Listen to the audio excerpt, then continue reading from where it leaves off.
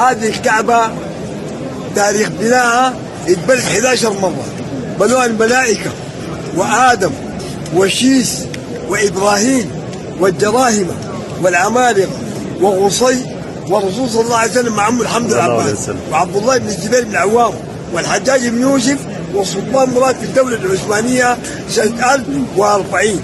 هذه إلى 1400 سنة، لا 400 عام من ما اتبنت. هذه الكعبة سنة 337 هجرية هجم ملك البحرين من الشيعة، قتل 30,000 حاجة وبالتروية، وشال الحجر الأسعد وداه العراق وداه الكوفة. والحجر الأسعد غاب من الكعبة أكثر من 37 عام، ما كان موجود. بعد 37 عام ملك البحرين مات، أصيب بالجدري، جاءه جدري ومات في العراق. جو أهل العراق وباعوا الحجر الأسعد لأهل الحجاز بالقروش. بعد ادون الفلوس قال لهم ده الحجر الأسعد بين الشيعة، قال لهم نحن خضعناكم ده الحجر الأسعد. أهل الحجاز شكوا في رجل اسمه عبد الله بن عكيم، قال له الحجر الأسعد أنا بعرف. قال له دليلك شنو؟ قال إنه يطفو على الماء. أهل الحجاز جابوا المويه وخدوا الحجر الأسعد، والحجر الأسعد مشى بفوق للمويه من فوق. قال لهم ثاني عندي دليل، قال إذا وضع على النار لا يتأثر بحرارتها. أهل الحجاز جابوا الحطب ولعوا النار وخدوا الحجر الأسعد. عبد الله بن عكيم شال الحجر الأسعد من داخل النار ورفعوا له، تبين لهم فعلا ده الحجر الأسعد. أيوه الحجر الأسعد ده الحجر الأسعد ومغال سيدنا إبراهيم، ده جاء من جبريل من الجنة، تمحي حجار الجنة. الحجر الأسعد ومغال إبراهيم ده جاء من الجنة.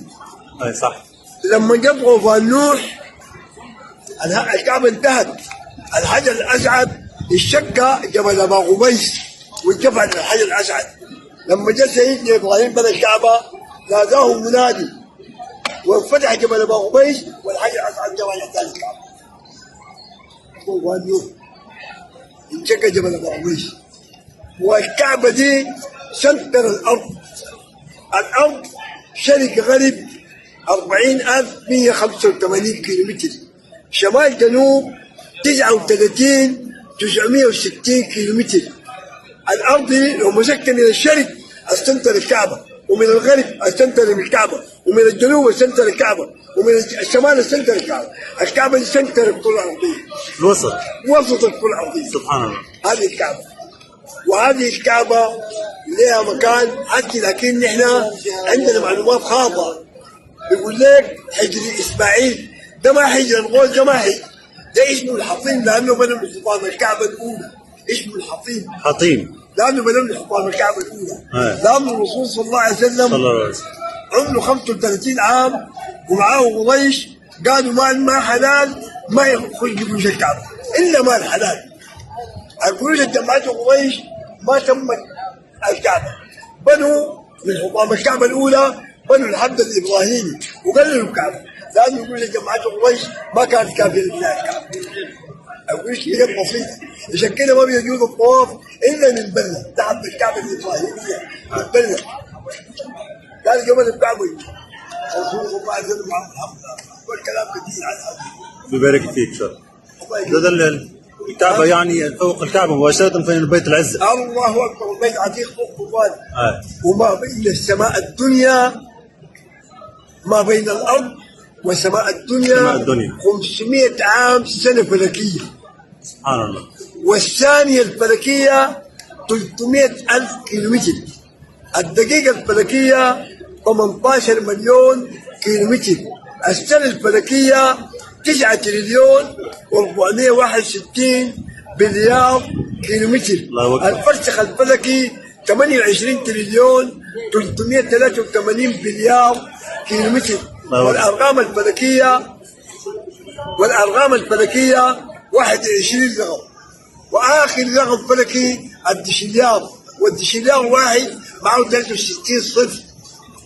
63 صفر بتبدأ من ألف، مليون، مليار، بليون، بليار، تريليون، تريليار، كريليون، كجليار، شنكليون، شنكليار، سجليون، سيتريال سيتريون سيتريال وتليون وتليار تفليون تفليار تشليون تشليار تبلغ 63 سنة. 63 سنة. هذه الشمس بتبعد من الأرض 502 ثانية فلكية، والثانية الفلكية 300,000 كيلومتر.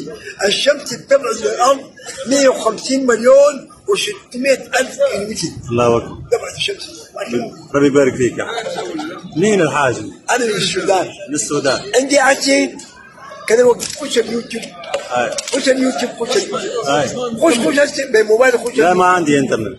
ايوه لو كتبت الكون ذلك المشهور بيديك كلام اللي انا قاعد اكتب. اسمك يا حاج؟ الاسم عباس محمد الامين. عباس محمد الامين من السودان.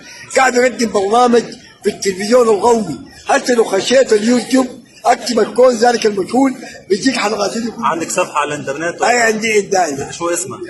انا بعدين لما عشان نشط النت اكتب الكون ذلك المشهور بيديك حلقاتي كلها مصوريني في تلفزيون السودان.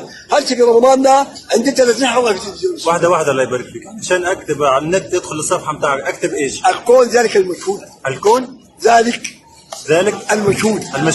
بس بديك حلقات كثير عنها. الله يبارك فيك يا حاج. واكتب العم عباس. الله يخليك. العم عباس. عم عباس برضه بديك حلقات في غلط الشمال. انا بقدم حلقات في التلفزيون القومي والتلفزيون الشماليه والتلفزيون القومي. مرحبا بك. الله يبارك فيك. جزاك الله كل خير.